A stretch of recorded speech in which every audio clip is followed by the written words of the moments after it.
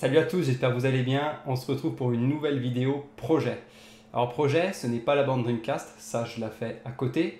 C'est tout simplement un autre projet que j'avais en tête déjà depuis un certain moment. C'est ce boîtier à 4 compartiments quad, comme 4 compartiments. Il y avait déjà eu précédemment le Tri-Stellar à 3 compartiments, et là c'est la version Quad Stellar qui est sortie, il me semble, l'année dernière.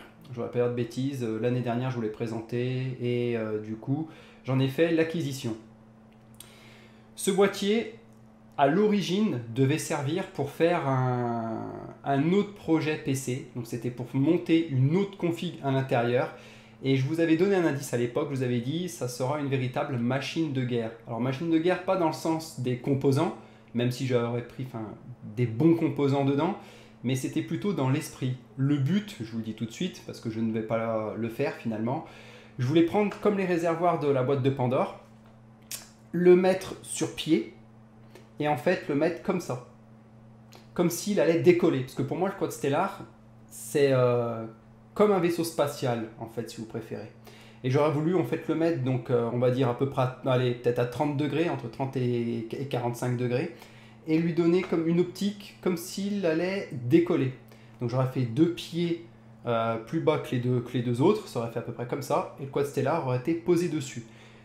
Les tubes en eux-mêmes auraient été éclairés, j'aurais mis en fait donc, des LED pour éclairer, et j'aurais fait également le Quad Stellar tout watercoolé. Comme vous avez l'habitude sur mes projets, je fais du watercooling custom, et j'aurais fait du watercooling dessus, mais j'aurais été obligé de percer en fait directement le boîtier.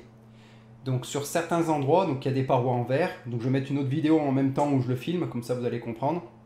Donc les panneaux en verre, donc là j'aurais rien fait dessus, mais tout ce qui est sur les parties, métalliques, j'aurais dû percer pour pouvoir mettre tout simplement donc, des tuyaux, et ça aurait dénaturé le produit, c'est-à-dire que j'aurais été obligé en fait de tout simplement le détériorer. Enfin pour moi, un projet de water cooling, il faut vraiment que ce soit visible, et pour que ce soit visible dans ce boîtier là, il aura fallu que ça sorte.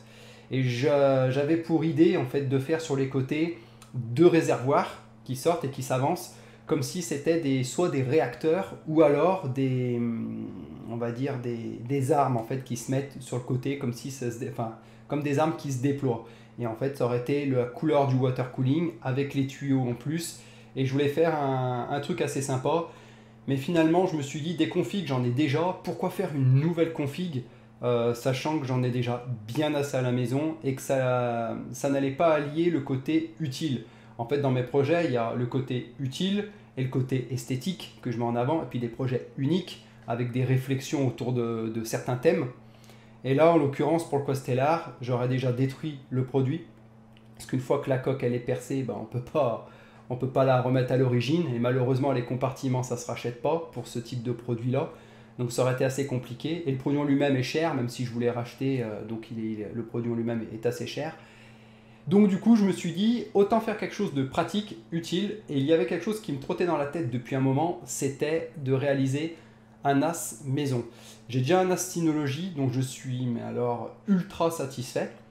Et je me suis dit, pourquoi pas réaliser en fait mon propre NAS dans ce boîtier, parce qu'il a la particularité, le Quad Stellar, d'avoir un compartiment. Vous voyez, donc sur les 4 compartiments, il y a un compartiment qui est dédié exclusivement à des disques durs. Ça fait une cage donc, de HDD, donc avec des racks. Tous les disques durs sont rackables, et donc ça c'est un gros avantage au niveau de l'accessibilité. Il n'y a qu'une paroi à enlever, et on a automatiquement accès à ces disques durs qui sont rackables. Donc, la cage étant déjà existante, un rack complet pour pouvoir mettre 9 disques durs, je me suis dit, 9 disques durs pour faire un NAS maison avec pas mal de stockage, ça peut être sympa. Surtout si je tourne entre du 8 et 12 teraoctets par disque dur, je peux vraiment faire quelque chose de bien. Alors en ce qui concerne la configuration, si je le mets en RAID, c'est que je vais mettre une config qui me permette de faire du transcodage 4K à la volée, que je puisse lire plusieurs flux en même temps. Ça sera connecté bien évidemment en filaire à mon réseau, donc en RJ45 à mon réseau fibre. Ça sera stockage de données, multimédia, vraiment. Et je veux que le système soit évolutif, ou au moins, on va dire, capable de s'adapter au futur, en ce qui concerne le format des vidéos par exemple. Donc une config assez costaude, et je me dis que finalement, pour avoir l'équivalent d'un 9 bay chez Synology ou QNAP, ou bref, peu importe, on va dire qu'il aura fallu compter environ 1000 € pour vraiment avoir un bon NAS.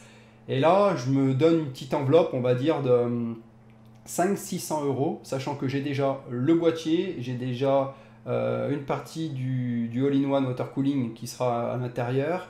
Enfin bref, j'ai certains éléments, j'ai certains composants. Donc du coup, à mon avis, pour 500 €, je peux avoir quelque chose de sympa. En gros, j'ai que la carte mère, processeur et la RAM. Et j'aimerais partir sur du 16 ou 32 Go de RAM. Le processeur, je pense que je vais prendre un i5, très sincèrement. Un i5, je vois pas l'utilité de prendre au-dessus, et je vois pas non plus, par rapport à mes usages, il faudrait pas que je tombe sur du i3. Voilà. Donc dans l'idée pour le moment, ça serait du i5, à voir par la suite, je vais un peu plus réfléchir. La consommation, donc ça c'est l'inconvénient de ce type de projet. La consommation sur un NAS déjà tout fait. Alors, justement, là je vais en parler, c'est important. On va parler des inconvénients et des avantages. Les avantages, c'est que je vais avoir une plateforme qui sera très puissante niveau performance. Pour avoir la même chose sur un NAS, c'est très compliqué parce que on va dire que les NAS niveau matériel, ils sont en deçà de ce que vous pouvez réellement avoir aujourd'hui. Après, ça peut aussi se comprendre, ils ont une marge à réaliser et ils assurent ce qu'on appelle une fonction support. La fonction support, c'est tout simplement qu'ils ont un OS, on va prendre le cas de Synology, DSM ou Disk Station, et vous payez surtout en fait, vous payez un peu pour le matériel, mais vous payez surtout en fait pour l'OS. Vous ne pouvez pas acheter une licence, vous ne pouvez pas acheter l'OS, la licence pour mettre, pour vous créer votre propre NAS. Il existe Xpenology, mais Xpenology, le problème, ce n'est pas légal. Voilà, ce n'est pas légal. C'est très dommage parce que très sincèrement, c'est ce que j'aurais aimé mettre. Si jamais Synology avait eu la possibilité donné la possibilité via un achat d'une licence de pouvoir mettre ça sur son matériel, j'aurais acheté une licence Synology, enfin Disk Station. Là, c'est pas le cas. Donc je me tournerai peut-être vers Open Media Vault ou FreeNAS. Mais ça, on verra par la suite. Je ne vais pas rentrer dans les détails. Je vais expliquer surtout les avantages et les inconvénients.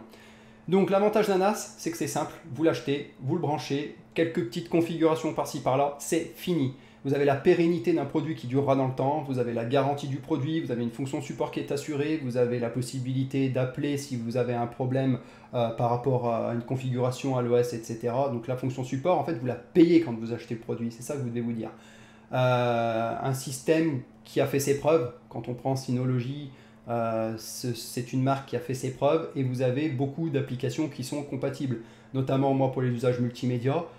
Alors il y en a plusieurs, je souhaite mettre Plex et du coup Plex fonctionne parfaitement bien. Après il y a d'autres choses, hein. Il y a tout ce qui est système de vidéosurveillance ou autre. Il y a beaucoup d'applications qui sont développées et qui fonctionnent parfaitement sur le Synology. Donc ça, ce sont des gros avantages. Un autre gros avantage, c'est la consommation. En gros, si vous prenez, on va dire, la plateforme que je souhaite prendre globalement par rapport à la plateforme, par rapport à un NAS Synology, je vais avoir un écart à l'année d'environ, on va dire, peut-être entre 100 et 120 € d'électricité. Pourquoi? Parce qu'un NAS, c'est fait pour tourner H24. Donc, quand moi, je vais prendre ma plateforme avec mon processeur, si jamais je prends un i5 et que je dois l'accompagner via l'alimentation qui va avec, etc., oui, j'aurai une config plus performante, mais je vais beaucoup plus consommer. Donc, du coup, l'un dans l'autre, je vais quand même perdre, au niveau, je parle consommation d'énergie, peut-être 100 à 120 € à l'année. Donc ça aussi, ça à mesurer par rapport à la config que vous allez vous faire. J'ai dit que j'allais cibler vers les 500-600 € ma config, sachant que c'est 100-120 € d'économie par an si jamais je prenais un NAS. Vous voyez, rien qu'en 2-3 ans déjà, ça vous fait à peu près 300 € de perdu en énergie, en consommation électrique. Et ces économies-là, vous auriez pu les mettre dans un NAS. Donc ça à bien réfléchir. La seule chose, comme je vous ai dit, c'est que moi je veux quelque chose d'évolutif et vraiment de performant. Donc du coup, c'est pour ça que je me tourne là-dessus. Après, on va parler donc du coup des avantages d'un NAS maison. C'est-à-dire que vous choisissez votre matériel, vous avez quelque chose de performant, quelque chose d'évolutif. Au niveau du disque dur, vous n'êtes pas bridé quand vous achetez par exemple un NAS, vous avez du 2 bay, du 4 bay, bref 5 bay, etc. Mais vous cantonnez à ce que vous avez là-dedans. Moi, c'est du 9 bay, j'ai de quoi voir l'avenir. Alors vous allez me dire, oui mais si je prends un NAS à 9 bay, j'ai aussi de quoi voir l'avenir. Exactement, mais le problème c'est qu'il va falloir le payer dès le début, ce NAS, environ 1000 euros. Je parle de quelque chose qui corresponde à mes besoins, à savoir le multimédia, etc. Si c'est que pour du stockage, vous pouvez très bien prendre un NAS à peut-être seulement 2 bay ou 4 bay, suivant si vous voulez le mettre en RAID ou pas, bref, et mettre des gros disques durs de 12 Tera, 14 Tera ou plus. Et donc là, oui, en effet, c'est que pour du stockage, ça ira amplement. Moi, c'est vraiment, je veux pouvoir le relier au réseau, je veux que dans mon réseau, aussi bien domestique que mon réseau, donc là, le réseau LAN et que le réseau WAN, à l'extérieur, je puisse y accéder, on va dire facilement, qu'il soit assez puissant pour me faire tout ce qui est transcodage à la volée, etc. Alors, autre inconvénient d'un NAS homemade, c'est les galères que vous allez pouvoir avoir avec la configuration système et les mises à jour système.